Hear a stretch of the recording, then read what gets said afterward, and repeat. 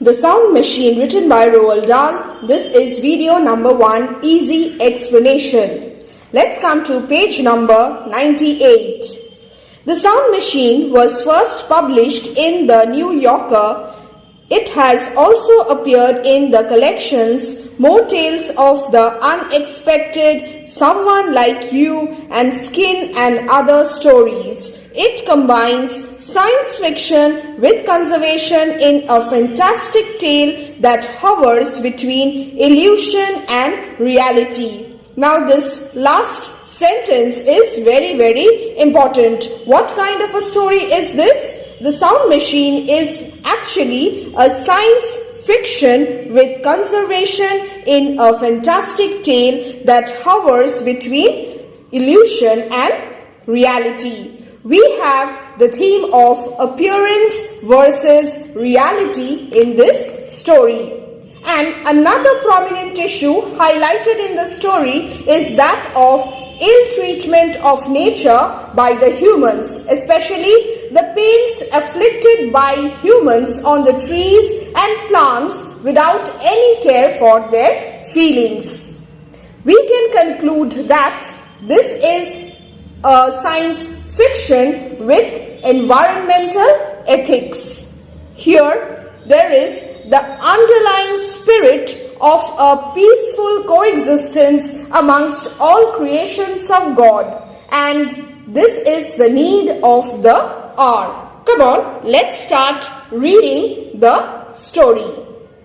It was a warm summer evening and Klausner. Who is Klausner? He is the protagonist of the story.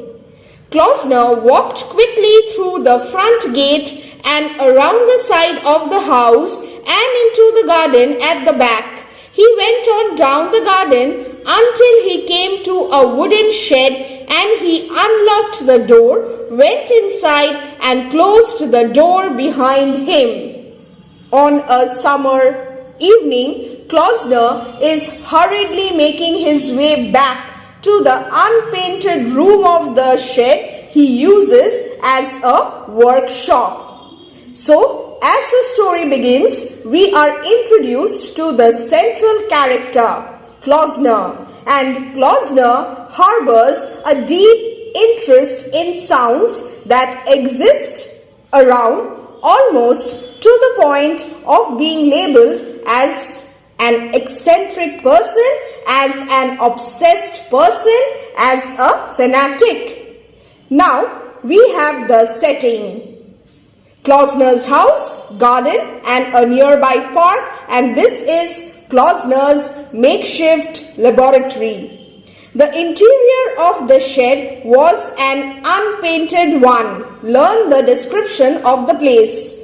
Against one wall on the left there was a long wooden workbench, and on it, among a littering of wires and batteries and small sharp tools, there stood a black box about 3 feet long, the shape of a child's coffin. Klausner has developed a makeshift laboratory in a shed in his garden, wherein he works upon his invention. And what is his invention? It is the sound machine, which appears like a small coffin filled with numerous interconnected wires and tubes. Here there is a figure of speech. What is it? Foreshadowing. The mention of the sound machine and its description in the beginning of the story foreshadows that the experiment is doomed. There stood a black box. In fact, the color black is associated with death. The invention or the idea that has taken birth in his mind will soon be buried.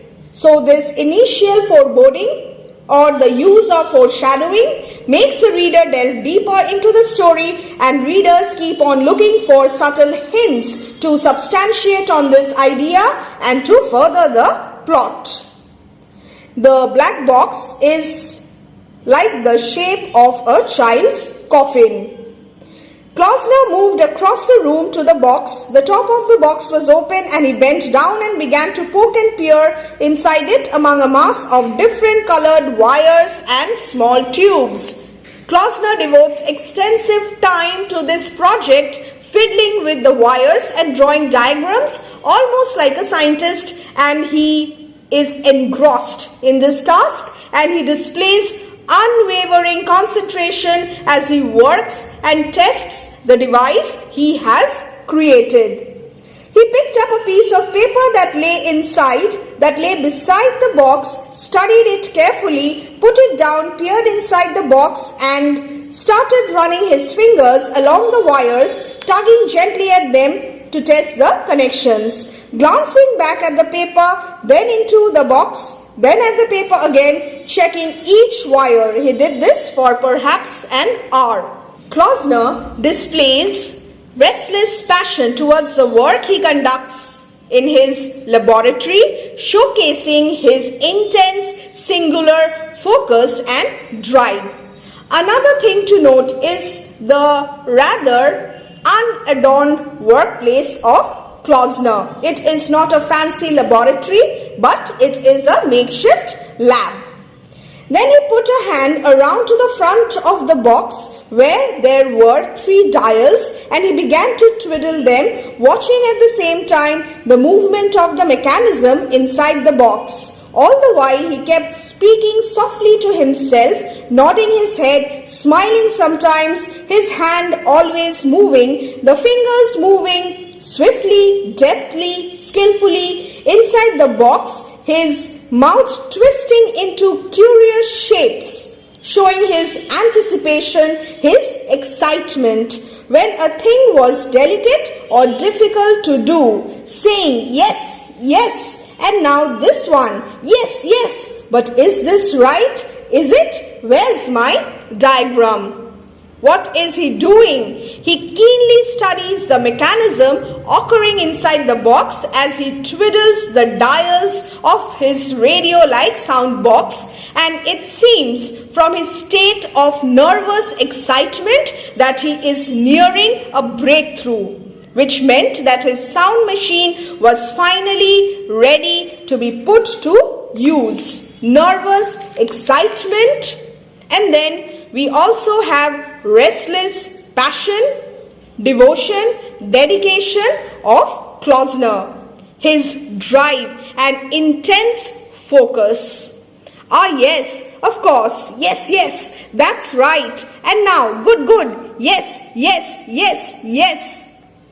See how excited he is. His concentration was intense. Roald Dahl himself states very clearly his state of mind, Klausner's state of mind while conducting the operation.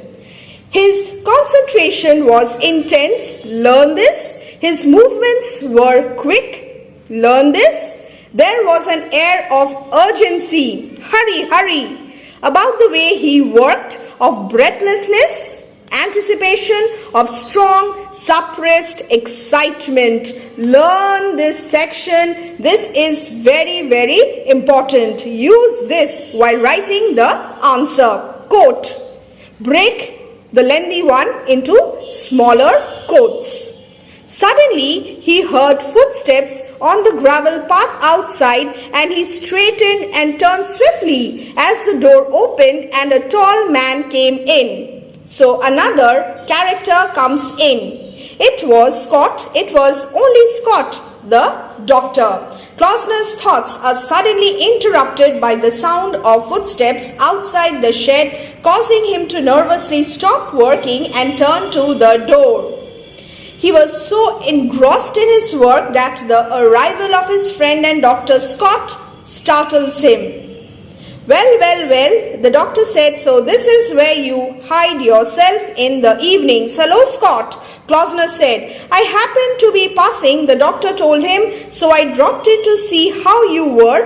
There was no one in the house, so I came on down here. How's that throat of yours been behaving? It's all right, it's fine. Now I'm here, I might as well have a look at it. The doctor tells him that he was passing by the house and so thought of checking on his throat, which was earlier giving him some trouble. Please don't trouble, I am quite cured. I'm fine. The doctor began to feel the tension in the room. He looked at the black box on the bench. Then he looked at the man. You have got your hat on. The doctor takes note of both the tense atmosphere in the room and Klausner's preoccupied nature, notifying him that he is still wearing a hat even though he is indoors.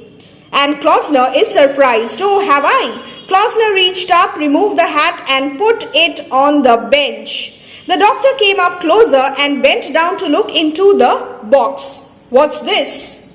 The doctor asks Klausner if he is making a radio, but Klausner says that he is just fooling around. No, just fooling around. It's got rather complicated looking innards. Yes, Klausner seemed tense and distracted. What is this? The doctor asked. It's rather a frightening looking thing. The doctor notes that it's a frightening looking thing and has rather complicated innards, but Klausner claims the machine is just an idea that has to do with sound. It's just an idea. Yes, it has to do with sound, that's all, nothing much. Good heavens, man, don't you get enough of that sort of thing all day in your work? We note that Klausner gives a rather simplistic explanation of the machine, and this denotes his reluctance to talk about it. This adds a layer of mystery. Klausner simply replies, I like sound. The doctor makes an effort to leave but just lingers by the door, curious about his strange patient and the remarkable complexity of the machine he is so concentrated on.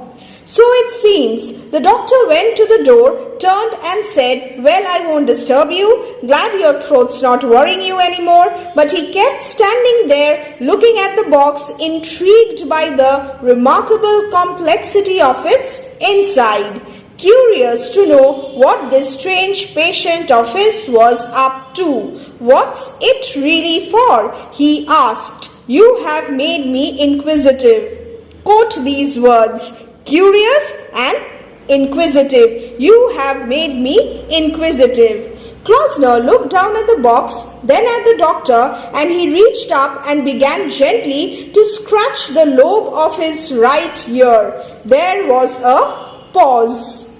The doctor stood by the door, waiting, smiling, eager to know the secret. All right, I will tell you. Finally, Klausner agrees.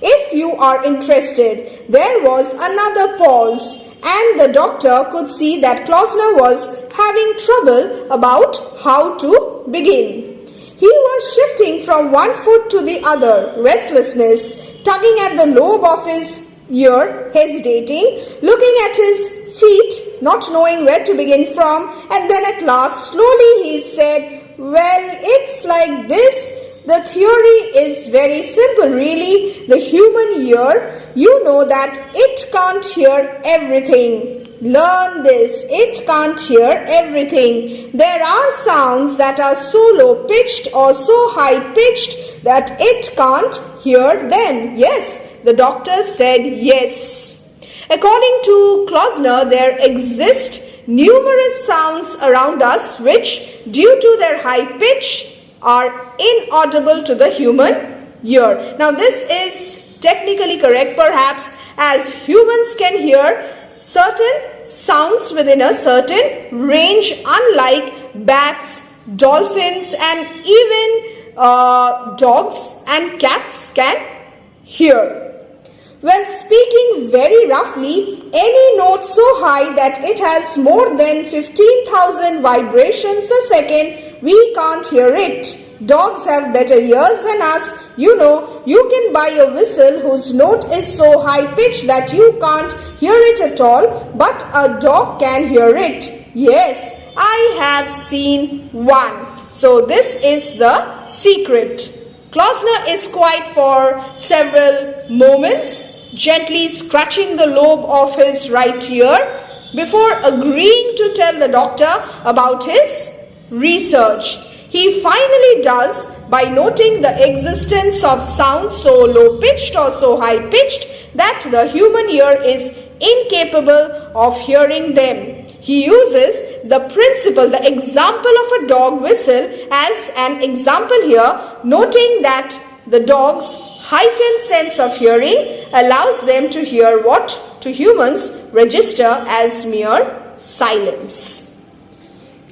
Let me turn the page. Of course you have. And up the scale, higher than the note of that whistle, there is another note. And what is it? A vibration if you like, but I prefer to think of it as a note. You can't hear that one either. And above that, there is another and another rising right up the scale forever and ever and ever, an endless succession of notes, an infinity of notes. There is a note, if only our ears could hear it, so high that it vibrates 1,000,000 times a second, and another 1,000,000 times as high as that, and on, higher and higher, as far as numbers go, which is infinity, eternity, beyond the stars. So he says that there may be an infinity of notes unavailable to human ears, higher and higher as far as numbers go, which is infinity, eternity, and beyond stars. The machine which Klausner has spent many hours developing aims to record these vibrations and then to convert them into a scale that can be heard by humans. Klausner was becoming more animated every moment. He was a small, frail man. Description of Klausner: nervous and twitchy with always moving hands. His large head inclined towards his left shoulder as though his neck were not quite strong enough to support it rigidly. His face was smooth and pale, almost white, and the pale grey eyes that blinked and peered from behind a pair of steel spectacles were bewildered, unfocused, and remote. He was a frail, nervous, twitchy little man, a moth of a man, dreamy and distracted, suddenly fluttering and animated, and now the doctor, looking at the strange pale face and those pale grey eyes, felt that somehow there was about this little person a quality of distance, of immense, immeasurable distance, as though the mind were far away from where the body was. Here we have the description of Klausner. He is a frail man, but we have his obsession with something beyond comprehension. And the doctor perhaps thinks that Klausner is perhaps a little unstable.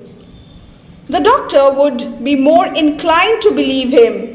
Klausner's dedication to the goal of unlocking the uncharted realms of sound is given a new depth by the revelation that this is not the first machine he has built, leading one to wonder exactly how long he has been pursuing this project and how many previous attempts there have been before that most recent attempt.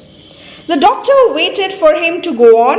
Klausner sighed and clasped his hands tightly together. I believe, he said, speaking more slowly now, kind of relaxed, that there is a whole world of sound about us all the time that we cannot hear. It is possible that up there, in those high-pitched, inaudible regions, there is a new exciting music being played, being made, with subtle harmonies and fierce grinding discords, a music so powerful that it would drive us mad if only our ears were turned to hear the sound of it. There may be anything, for all we know there may.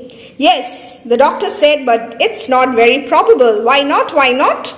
Klausner pointed to a fly sitting on a small roll of copper wire on the workbench. You see that fly? What sort of a noise is that fly making now? No, none that one can hear. But for all we know, the creature may be whistling like mad on a very high note, or barking or croaking or singing a song. It's got a mouth, hasn't it? It's got a throat. The doctor looked at the fly and he smiled. He was still standing by the door with his hands on the doorknob. Well, he said, so you are going to check up on that. Some time ago, Klausner said, I made a simple instrument, the previous attempt, that proved to me the existence of many odd, inaudible sounds. Here, in this case, he is just trying to prove his belief. He is trying to make an invention. Often I have sat and watched the needle of my instrument recording the presence of sound vibrations in the air when I myself could hear nothing. His devotion, his dedication towards this. And those are the sounds I want to listen to. I want to know where they come from and who or what is making them. His area of interest. And that machine on the table there, the doctor said, is that going to allow you to hear these noises?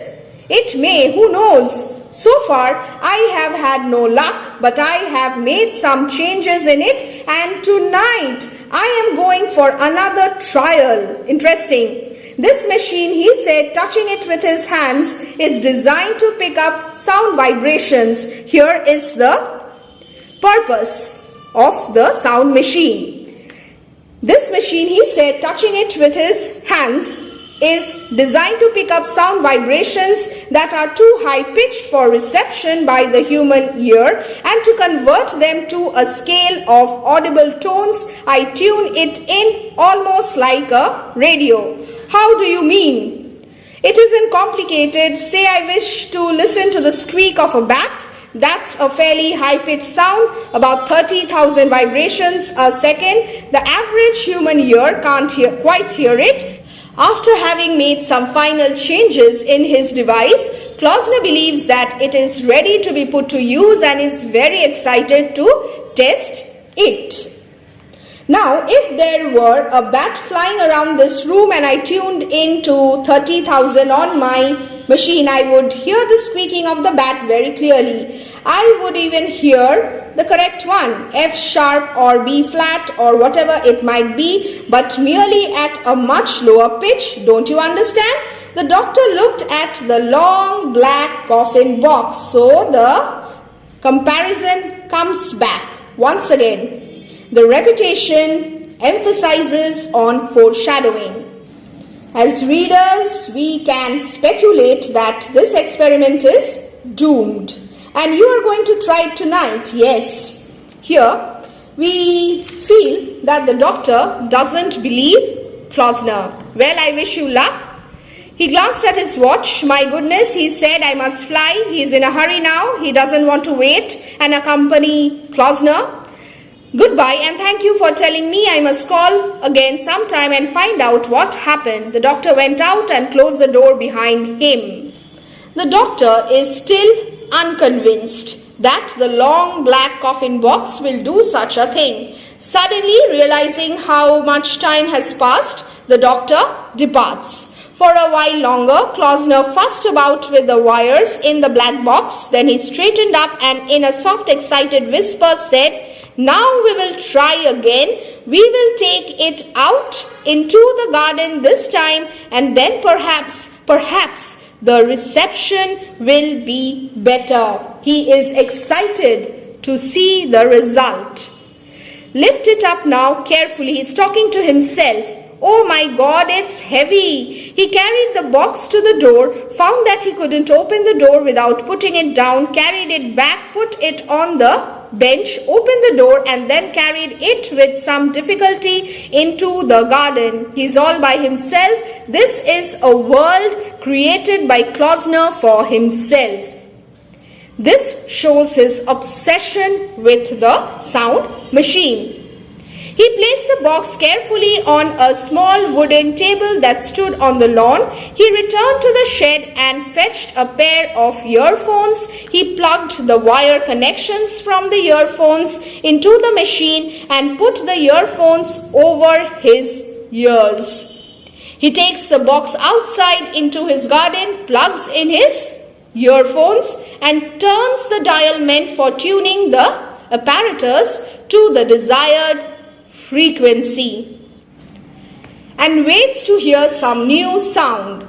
The anticipation makes him both anxious and exhilarated all at once, and he listens with utmost attention for any sound other than the low humming of the machine itself. He plugged the wire connections from the earphones into the machine and put the earphones over his ears. The movements of his hands were quick and precise. He was excited and breathed loudly and quickly through his mouth. He kept on talking to himself with little words of comfort and encouragement, hopeful that he is going to taste success, as though he were afraid that the machine might not work. So he was not just hopeful, but he was also apprehensive that the machine might not work, and also apprehensive of what might happen if it did. So if indeed his invention proves to be a successful one, what will he do after that? All these thoughts cross his mind, and in the next session we will see what happens to Klausner and is his experiment successful. So stay connected for easy explanation video number 2 of the short story, The Sound Machine.